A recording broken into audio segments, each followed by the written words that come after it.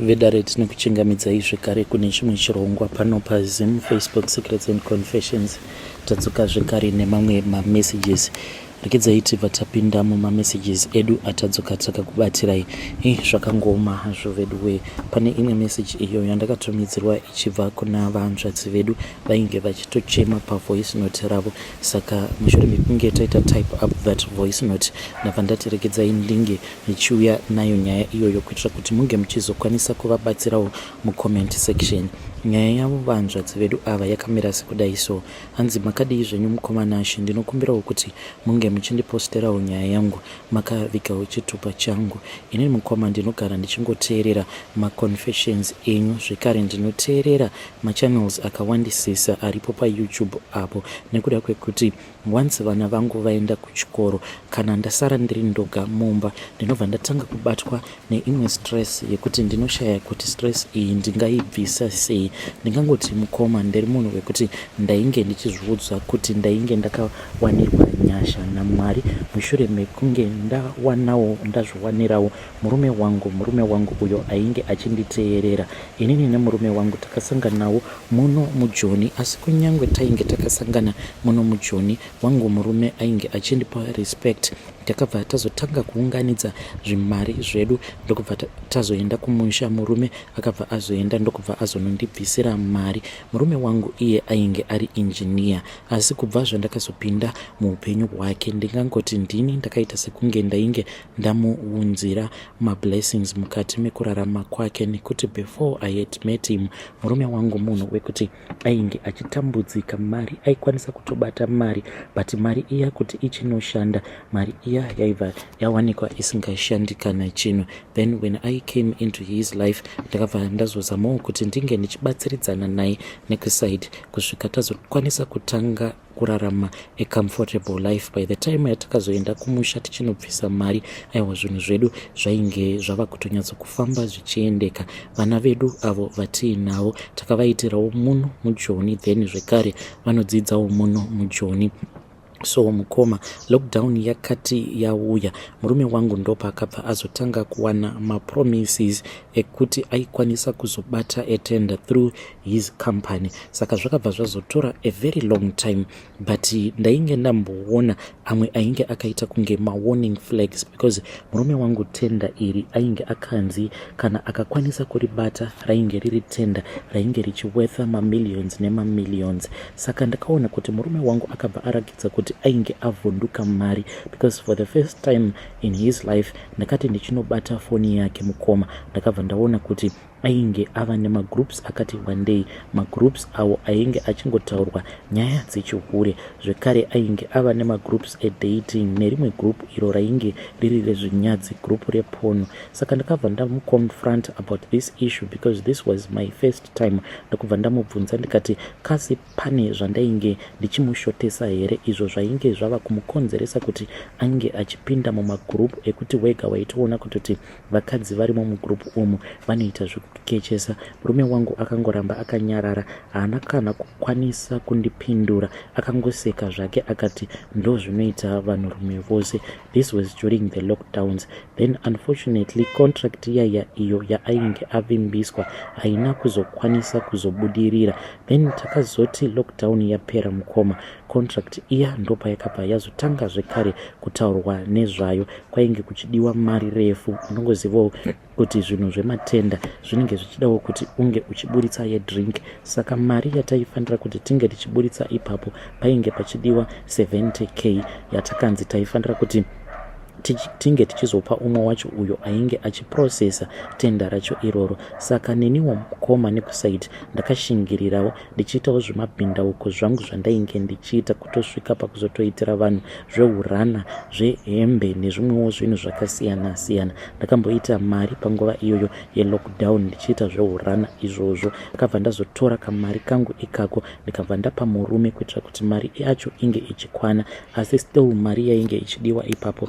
yainge yakawandisisa zvekuti hatina kukwanisa kuiunganidza. Takangokwanisa kungobatanidza mari yainge ichikwana iyo kuita 40. uya muchinda akabva ati that is fine, kana mazokwanisa kubata tenda then mobva mazondipa mari yangu. Asi akabva ati munenge mava kundipa ine interest mukati because tenda racho rainge richidiwa nevanhu vakawandisisa. Zvadaro mukoma murume akazoti ahwina tenda riya.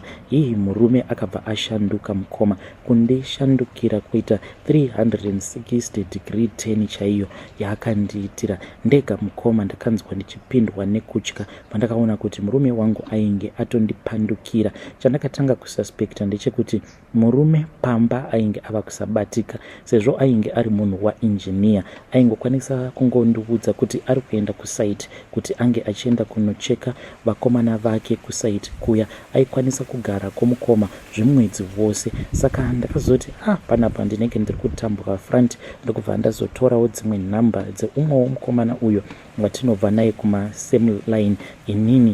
Inini naye tinobva kumasame line. Saka ndakati ndatora nhamba dzake ainge achingonditi gulezi. Ndakabva ndaita zvekumufeya, ndikabva ndamubvunza kuti bosi wavo ainge ariko here ikoko because foni yake yainge ichinetsa kupinda. Apa pane zvinhu zvainge zviri important izvo zvatainge tichifanira kuti tinge tichizodiscussa.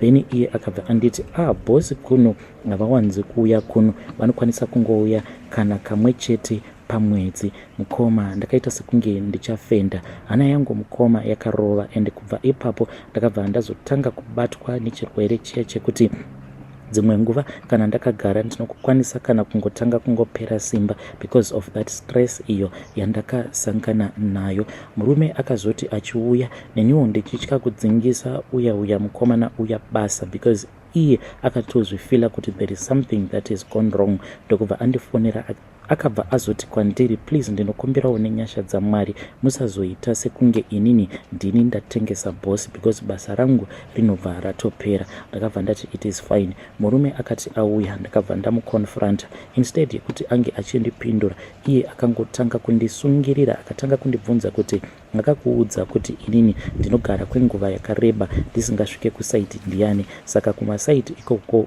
pane chikomba chako pakati pevashandi vangu vauri kudanana nacho. Mukoma ndakarwadziwa kuti right now munhu kuti ange achindiudza kuti ainge aripi ainge asingadi kundiudza. Apa munhu ainge arova mwedzi wose asipo pamba. And now he had found a way yekuti ange achita turn around the issue obva azotanga kublema inini.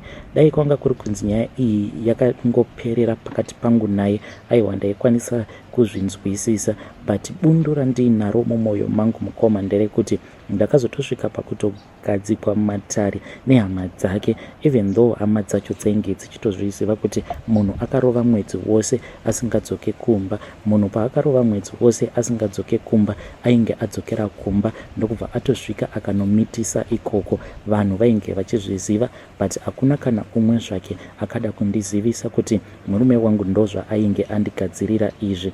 Vanhu vakandigadzika matare, then vamwewo vana bamukuru vakabva vatanga kuita sekunge inini pane munhu wandainge ndichidanana naye ainge achindipa information about murume wangu because vakabva vati kwandiri haukamu kuti umwe murume anoshandira murume wako anoita zvivindi zvokuti ange achikupa information inokwanisa kuzoparadza marriage yako. So it means kuti either munhu iyeye anokuda but inimi mainini musingazvizivi kuti munhu uyo akuudzai information iyi anokudai. At the end of the day mukoma ndakazosara ndirini ndainge ndaita sekunge ndainge ndatadzira murume wangu kusvika ndichitonzi ndaifanira kuti ndinge ndichimukumbira ruregerero. Ndakazorwadziwa mukoma mushure mekunge ndazoudzwa nevamwe amai guru kuti iye murume wangu ainge amitisa. Zvinhu zvakandirwadza, zvakandibaya pamwoyo. Saka ndakabva ndazodzoka ndokubva ndazokonfronta murume zvekare mushure mekunge ndanzwa iye zvichinzi ainge amitisa.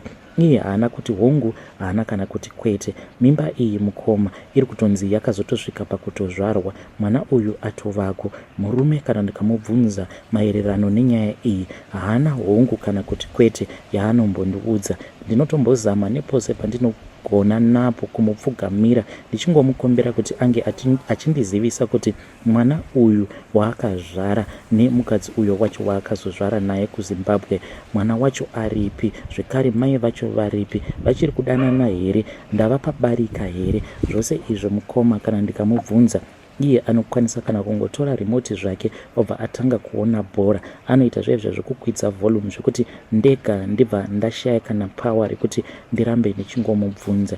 Vedare inini ndiri munhu wekuti ndiri kurarama ndiri mukati mestress. Kana nyama dzangu ndega ndava kutozvinzwa kuti panapa ndinokwanisa kuzongokaruka ndazviuraya nekuda kwemastresses awo andiri kusangana nawo. Ndauyawo pano padare kuti please ndibatsireiwo kuti murume wangu uyu ndoitawo sei naye. Right now murume wangu he is a multi-millionaire. Kuti ndinge ndichingorongedza mabhegi angu mukoma ndinonzwa ndichibayikana ndichirwadziwa because pandakatanga kugara naye murume wangu uyu munhu ainge asina kana chaainge ainacho.